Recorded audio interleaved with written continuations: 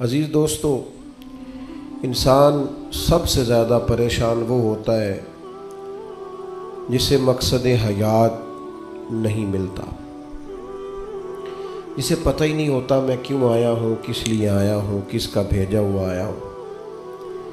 وہ سب سے زیادہ آزمائش میں ہوتا ہے، اور جن کو معرفت الہی نصیب ہو جاتی ہے اپنے مالک کا پتہ جاننے لگتے ہیں، محسوس کرتے ہیں کہ مجھے کسی مقصد کے لیے بھیجا گیا ہے، وہ آسودہ زندگی گزارتے ہیں، قلبی اطمینان اور انشراح صدر اللہ انہیں عطا کرتا ہے۔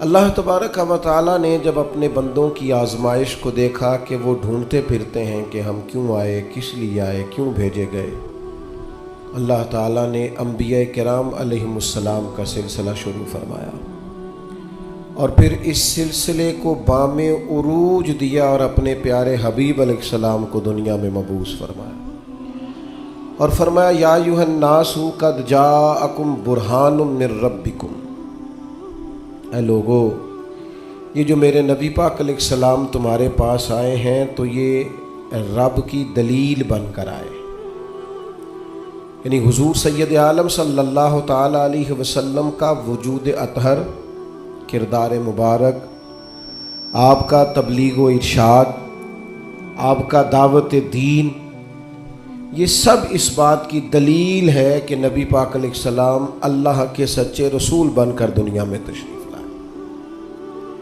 ہم جب دنیا کے اندر نکلتے ہیں تو ہم دیکھتے ہیں کہ بڑے بڑے سمجھدار لوگ ہیں لیکن گمراہی کی زندگی گزار رہے ہیں۔ وحی الہی کے بغیر انسان جو بھی وقت گزارتا ہے، اللہ تبارک و تعالیٰ کے انبیاء پر جو وحی ہوتی ہے ان کی تعلیمات کے بغیر جو بھی وقت گزارا جاتا ہے وہ کبھی راہ حق پر نہیں گزرتا۔ اللہ نے احسان فرمایا اور فرمایا میں نے اپنی دلیل بھیجی ہے تمہیں اپنے محبوب عطا فرمائے۔ نبی پاک علیہ السلام کا ظاہری وجود بھی سارا اس بات کی دلیل ہے کہ حضور اللہ کے رسول ہے۔ حضرت عبداللہ ابن رواحہ رضی اللہ تعالیٰ عنہ اس مضمون کو اس طرح بیان فرماتے ہیں، آپ ارشاد فرماتے ہیں کہ حضور کوئی معجزہ بھی نہ دکھاتے، نہ ڈوبے ہوئے سورج کو عصر پر بلاتے، نہ چاند کے 2 ٹکڑے کرتے، نہ درخت سجدہ کرتے، نہ پتھر کلمہ پڑھتے، کوئی معجزہ بھی سرکار نہ دکھاتے، تو فرماتے ہیں حضور کا چہرہ مبارک ہی ایسا تھا لوگوں نے دیکھتے جانا تھا اور کلمہ پڑھتے جانا تھا۔ اللہ تعالیٰ نے حضور کے وجود نور کو اس طرح کا بنایا۔ پھر حضور علیہ السلام کو کچھ خاصیات جو محبوب پاک علیہ السلام کے فضائل، شمائل اور خصائل کو بیان کرتی ہیں، وہ بدرجہ اتم اللہ تعالیٰ نے محبوب کو عطا فرمائی۔ مثلا ایک حضور کی شان یہ ہے کہ نبی پاک امی ہے۔ امی کا معنی یہ ہے کہ حضور نے دنیا میں کسی استاد سے آ کے پڑھا نہیں، حضور سید عالم علیہ السلام کسی مکتب میں نہیں گئے۔ آپ کبھی ان لوگوں سے ملاقات کریں جو دنیا میں جنہوں نے پڑھا لکھا نہیں، وہ بڑے سیانے بھی ہوں نا کبھی اور بڑے معاملہ فہم بھی ہوں، تو پھر بھی اپنے جملوں اور اپنے لفظوں پر اس طرح کنٹرول نہیں کر پاتے جو ایک پڑھا لکھا آدمی کر سکتا ہے۔ نبی پاک علیہ السلام امی ہیں، سرکار نے دنیا کے کسی استاد سے نہیں پڑھا، لیکن یہ دلیل ہے نا میرے نبی کے سچا رسول ہونے کی کہ حضور نے علم و حکمت کے وہ موتی عطا فرمائے ہیں کہ دنیا حیران رہ گئی۔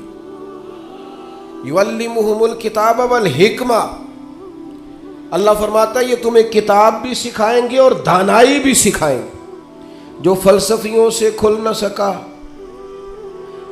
اور نکتہ وروں سے حل نہ ہوا، وہ راز ایک طیبہ والے نے بتلا دیا چند اشاروں میں۔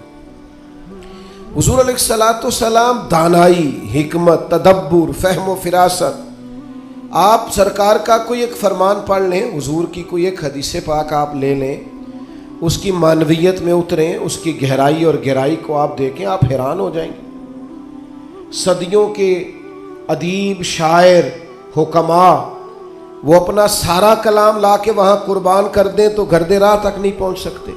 जो तदब्बुर अल्लाह ताला ने नबी पाक अलैहिस्सलाम को अता फरमाया। आप गौर करें, हुजूर मदीना तय्यबा तशरीफ लाए। अब प्यार करने वाला हर आदमी ही काबिल इकराम होता है। मोहब्बतों का खिराज हमेशा इंसान को कर्जदार रखता है। मेरे जैसे छोटे आदमी से जब लोग प्यार करते हैं तो अपनी गर्दन झुकी हुई नजर आती है कि बोझ ज़्यादा है, इस काबिल नहीं है जितनी मोहब्बतों का सामना है। तो अब सब मोहब्बत करने वालों की दिलजोई करना, उनके मेयार पर पूरा उतरना, उनके मामलात को देखना, ये आसान काम नहीं होता। किसी दरवेश ने कहा था, मैं दोस्त थोड़े बनाता हूँ, इसलिए कि दोस्त ज़्यादा हों तो हुकूक भी ज़्यादा होते हैं। तो मैं इतनी वुसअत नहीं रखता कि मैं सब के हक़ अदा कर सकूं। नबी पाक अलैहिस्सलाम मदीना तय्यबा तशरीफ़ लाए तो हर आदमी की ख्वाहिश है हुजूर मेरे घर आए, हुजूर मेरे घर आए। और जो भी वहाँ अर्ज गुजार है और पैगाम दे रहा है, सबके सीने भी खुले हुए हैं, दिल भी खुले हुए हैं, आंखें पलकें फरशेरा किए हुए हर आदमी मुंतज़िर है कि महबूब मेरे घर में अब बड़ा इम्तिहान है। किस तरह करके सबकी चाहतों का जवाब दिया जाए, तो ये ज़रा देखिए इस उम्मी लाकबी महबूब की हिकमत और दानाई। महबूब फरमाने लगे भी मेरी जो ऊँटनी है ना, ये मामूर मिन अल्लाह है, मैं गोया खुद नहीं फैसला करता मैंने कहाँ जाना है, जहाँ ऊँटनी बैठ जाएगी मैं मेहमान बन जाऊँगा। अंदाज देखिए, नबी पाक अलैहिस्सलाम ने ना ऊँटनी की लगामें उसकी गर्दन पर डाल दी। अब वो ऊँटनी चलती जा रही है, थोड़ी आगे जाके एक जगह पर वो बैठ गई, लेकिन उसके बैठते ही हुजूर उतरे नहीं, महबूब बैठे रहे। अभी सरकार की ऊँटनी पूरी तरह बैठी नहीं थी, फिर उठ के खड़ी हो गई और थोड़ा सा आगे चलने के बाद हजरत अबू अय्यूब अंसारी के दरवाजे के सामने बैठ गई। और वो इस तरह बैठी कि इस तरह जम के बैठी कि उसने अपनी गर्दन भी बिछा दी। जब इत्मीनान से ऊँटनी बैठ गई, नबी करीम उतरे, जनाब अबू अय्यूब अंसारी रदी अल्लाह ताला अन्हु के घर में जलवा फिराज हुए। ये वो दानाई थी मेरे करीम महबूब की, वो हिकमत थी कि किसी मोहब्बत करने वाले को एतराज़ क्या होना था, सबका कुर्बान होने को दिल कर रहा था। हमारे यहाँ तो 4 बच्चे होते हैं और हम किसी ऐसी दानाई का मुजाहरा ही नहीं करते कि उनके अंदर बराबरी कर सकें। हम इस समझ बूझ का लिहाज ही नहीं करते। हमारे एक उस्ताद थे तो वो अक्सर कहा करते थे, जिनको पढ़ाने की ड्यूटी लगाते उनसे कहा करते थे, किसी तालिब इल्म से चिढ़ ना जाना, स्कूल के, कॉलेज के, मदरसे के किसी बच्चे से चिढ़ ना जाना। तुम अगर किसी से चिढ़ गए तो उसका मुस्तकबिल ख़राब हो जाएगा, इसलिए कि तुम ज़ाती इनाद पाल लोगे। बच्चा बड़ा लायक है लेकिन तुम्हारा फर्मा बरदार नहीं, तुम चिढ़ गए हो, तुम बात बात पे डांटते हो, बिलाखिर वो सारी तबाही हो गई, बदगुमान हो गया। नबी पाक अलैहिस्सलाम उम्मी हैं, लेकिन ये मेरे महबूब की नबुव्वत की आला दलील है कि अल्लाह ताला ने महबूब को हिकमत, तदब्बुर, दानाई। हम दाना नहीं होते, शऊर नहीं रखते, फ़हम व फिरासत का। वो आरफ रूमी कहते हैं कि एक शख्स बादशाह था, उसने ख्वाब देखा। ख्वाब में देखा कि उसके सारे दांत टूट गए। उसने एक मुअब्बिर को बुलाया, ताबीर कराने वाले को। उससे कहा इसकी ताबीर क्या है? उसने कहा जनाब इसकी ताबीर ये है कि आपके सारे रिश्तेदार आपकी ज़िंदगी में फौत हो जाएंगे।